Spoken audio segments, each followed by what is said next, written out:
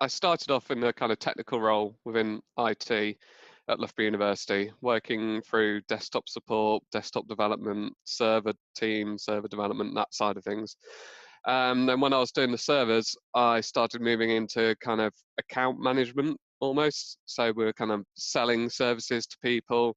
So there's a bit of billing, recharging, meeting them, discussing their requirements, how things were changing for them in the coming years. And then we started to remove recharging, internal recharging, because it's pointless moving money around internally, and started looking at relationship management. And at that point, I started looking up what the best practices are and things like that, and found the BRM Institute and their guidelines, and realized that there was an actual name for it and a function and best practice, and then started from there really. So I was doing that part time and still doing technical things part time, and then it slowly grew, well, quickly grew, and I ended up doing it full time.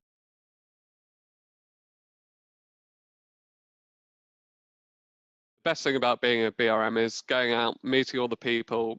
Every day is different. You're out the office, you're in meeting lots of people, discussing what they need, trying to help them fulfill what they need, long-term get aims and strategies and things like that. So it's not just operational day-to-day fixing problems. It's working out long-term issues and solving them and making people happy in the long run.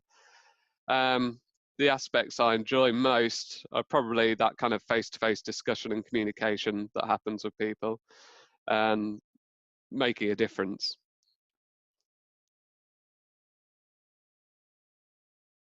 A typical day for me as a BRM is coming to work and check my emails along with everybody else, and then go to my meetings normally. So I'll have one-to-one meetings with kind of the leaders of the different business units, and we'll go to those meetings, discuss kind of what's changed in the last 3 to 6 months, normally the kind of period between the meetings, and then what's coming up in the next 3 to 6 months, anything that's changed longer term. They want to know what's happening with all our projects and new initiatives, what new technologies are out there. They might have seen something on the news about artificial intelligence and say, what does that mean for me, and things like that. So it's going through all those kind of things and discussions, trying to work out what's changing from their side, from the business, how are they growing, expanding and changing, and then what's changing on the technology side, and what does that mean for them, and how's that going to support them.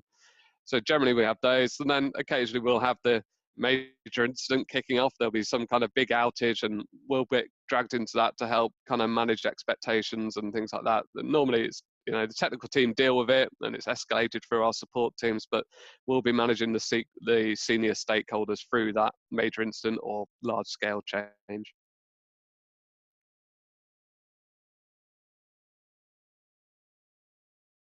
So I think CBRM is important because after the BRMP, that gives you a really good baseline, a really good foundation knowledge of the theory, the course, the best practices, everything around that. But the CBRM is really about implementing it, and how do you use it for best practice? How do you use it in your day-to-day life? What are the tools which you can use? How can you use them to get the most value out of it?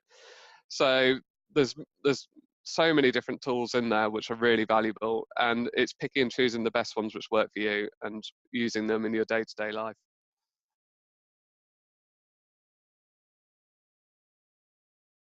I think the BRM role adds value to the organization because it really links up the business strategies to the kind of IT strategies. It's bringing them together so they're not two separate things running in parallel, or the business saying what it wants and then IT trying to catch up. You're really working in the middle, trying to pull them together and work off a kind of single roadmap towards a common goal. And we found it been really beneficial to the university as a whole to come along and pull it all together and have that kind of single driving force.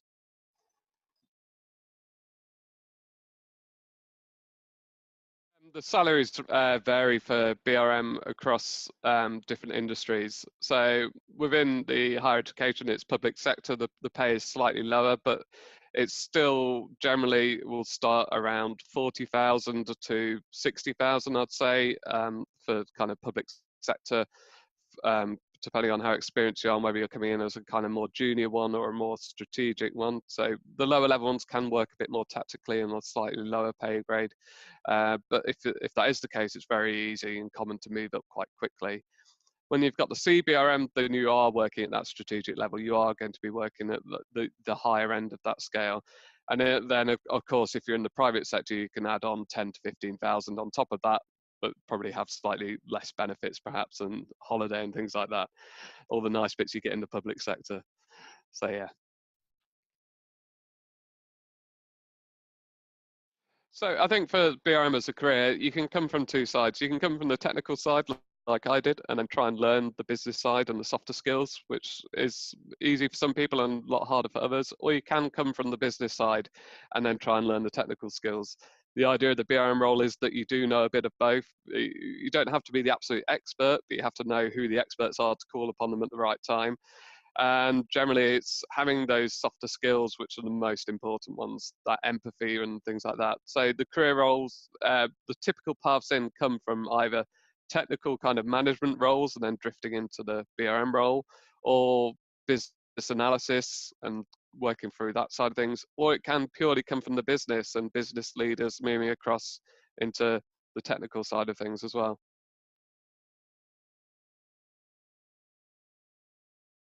If you're about to start the CBRM course, then I would wish you luck and pay attention to everything that's taught to you, especially around the different tools, because this is what it's all about. It's about getting those tools and then finding out the best ones for you to implement to make a difference in your organization. It's not just about getting the certificate and adding it to your CV. It's around making a difference and having that value, bringing it back to your organization and delivering it.